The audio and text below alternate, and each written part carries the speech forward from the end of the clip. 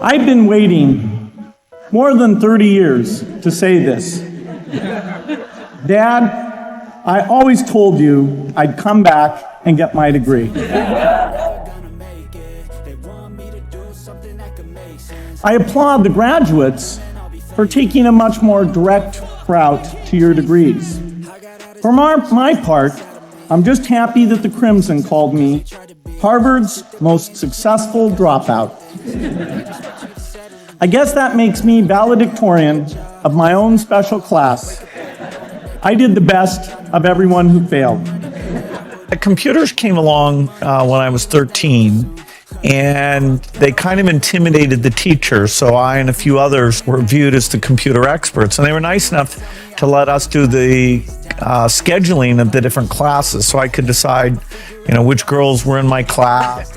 Harvard was a phenomenal experience for me. Academic life was fascinating. I used to sit in on lots of classes that I hadn't even signed up for. And dorm life was terrific. There were always a lot of people in my dorm room late at night discussing things because everyone knew that I didn't worry about getting up in the morning. That's how I came to be the leader of the antisocial group. We clung to each other as a way of validating our rejection of all those social people. One of my biggest memories of Harvard came in January 1975 when I made a call from Courier House to a company in Albuquerque, New Mexico that had begun making the world's first personal computer. I offered to sell them software. I worried they would realize I was just a student in a dorm and hang up on me. Instead, they said, "We're not quite ready. Come see us in a month," which was a good thing because we hadn't written the software yet.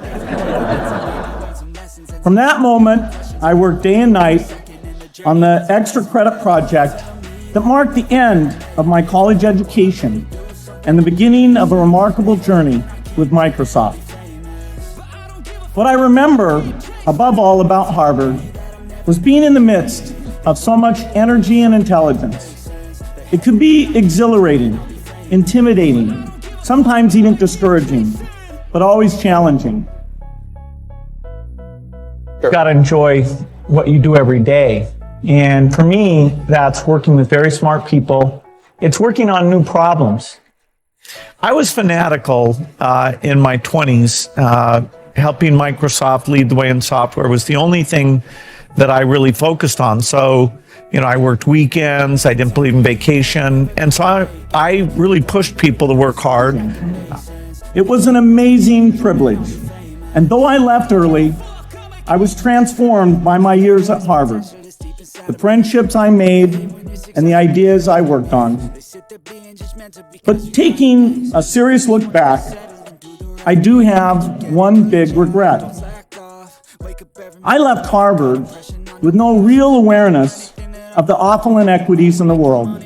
I love school. I loved it when I was there, and even now I read more textbooks, and so it's kind of ironic that I'm a dropout because I read more. I like to learn as much as anyone I know. I learned a lot here at Harvard about new ideas in economics and politics. I got great exposure to the advances being made in the sciences. But humanity's greatest advances are not in its discoveries, but in how those discoveries are applied to reduce inequity.